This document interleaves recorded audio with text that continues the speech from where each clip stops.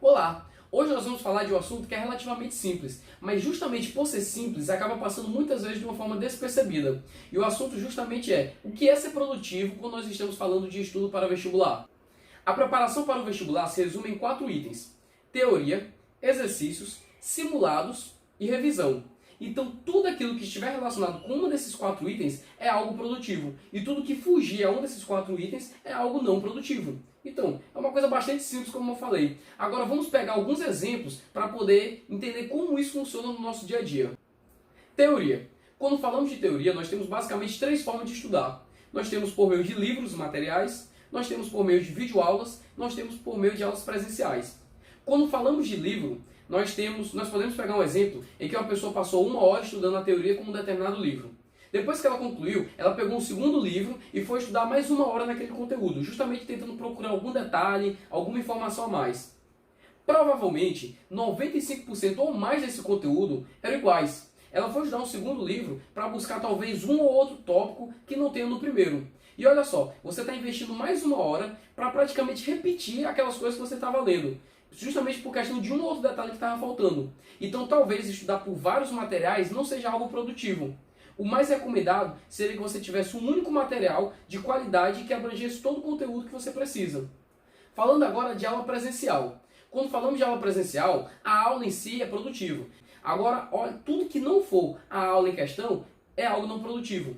Então, desde o fato de você se arrumar para ir para o local, o seu deslocamento, poxa, tem gente que gasta às vezes 2 horas para poder ir e para voltar da escola, do cursinho, 1 hora para ir, 1 hora para voltar. Isso não é algo produtivo, você está perdendo tempo e você não está de fato estudando.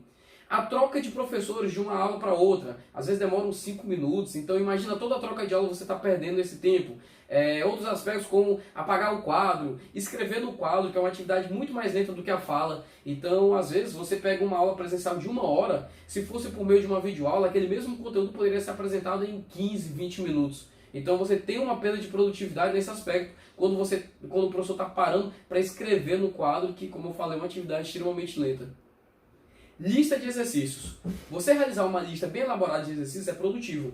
Agora, o tempo que você gasta para procurar uma lista na internet, por exemplo, vou estudar sobre trigonometria, e aí você tem que selecionar as questões que vai fazer, ou então buscar na internet onde que eu posso ver uma lista sobre isso, isso não é produtivo, você não está fazendo a questão, você está perdendo tempo. Você poderia ter uma pessoa, por exemplo, que pegasse e já entregasse as listas prontas para você. Uma pessoa que viu dezenas ou centenas de questões, selecionou aquelas questões que ele conseguiu observar, que englobam todo o conteúdo, e entregou a lista no ponto, onde você simplesmente recebe a lista e já faz. Então isso sim é produtivo. A mesma coisa serve para a realização de simulados. Agora, falando de revisão.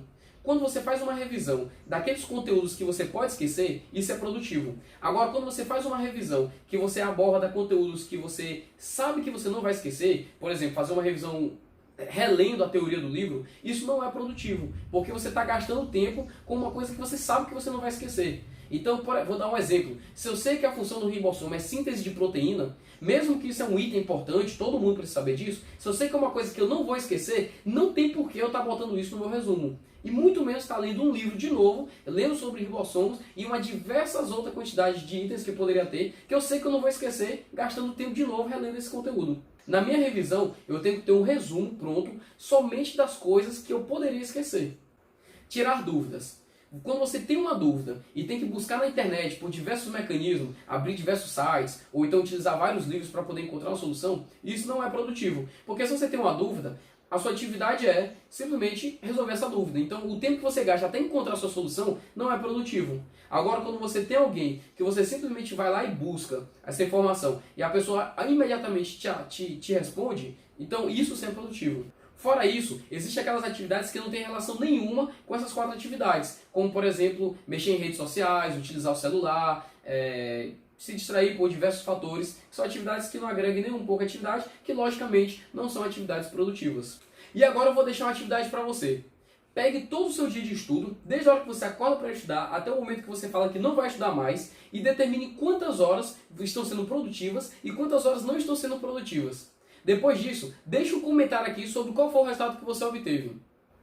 E aí, gostou do conteúdo? Então se inscreva no canal, curta o vídeo e ative as notificações. Além disso, deixe um comentário sobre que conteúdo você gostaria que eu trouxesse nos próximos vídeos. Apesar de ser uma atividade simples e rápida, é extremamente importante para que eu possa trazer mais e mais conteúdos para você.